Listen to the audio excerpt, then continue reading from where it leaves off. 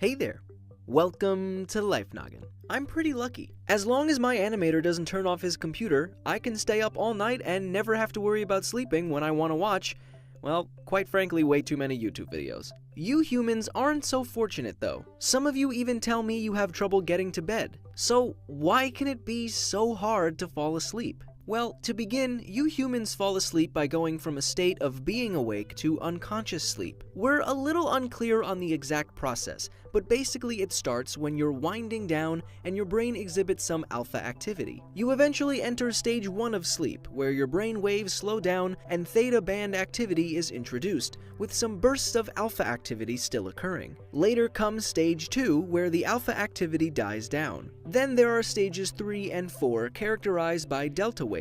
Finally, you enter the REM stage of sleep, where dreaming is often reported. While you're there, you can have some awesome adventures with your favorite animation. You can spend the rest of the night cycling between the different stages. But why can sleep be so difficult sometimes? Well, aside from worrying about that one thing that you did in middle school several years ago, it might have something to do with what you're eating. Drinks and food with caffeine can cause sleep disturbances, especially when you have them close to bedtime. Protein can also be the culprit. It's an important nutrient for the body, but can be harder to break down and digest than other foods. That, along with it containing tyrosine, an amino acid that aids neurotransmitter production, may make it hard to get some rest if you have a bunch of protein before bed. So put down that protein shake, dude. You really don't need it, just go to bed. We all know that it can be harder for you humans to fall asleep if there's a bunch of loud noises going on, but some people say it might also be difficult if it's too quiet. Having your thermostat set too high or low might also lead to some late night restlessness. And if you find it hard to get some Z's,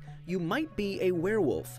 Well, probably not, but a recent study did find that people might have a harder time sleeping during a full moon. Their participants took about 5 minutes longer to fall asleep and had a 30% decrease in deep sleep, and they slept around 20% less when there was a full moon. Maybe that's why those lycanthropes are always hungry. They're just tired. So if you do have trouble falling asleep, the National Sleep Foundation has some tips. They say to carve about 30 minutes to wind down before you go to bed and try to disconnect from your electronics. But obviously, finish this video first. Maybe try a breathing or relaxation exercise and do your best to wake up around the same time every day. I'm pretty sure my research team is going to get a whole bunch of ads for a new bed after doing research for this video. So do you have any tips for falling asleep?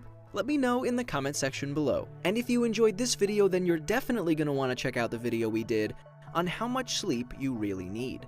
With a study that looked at older adults, researchers found that sleeping less than 6 hours or more than 10 hours a night was associated with a higher likelihood of healthcare use. As always, my name is Blocko. This has been Life Noggin.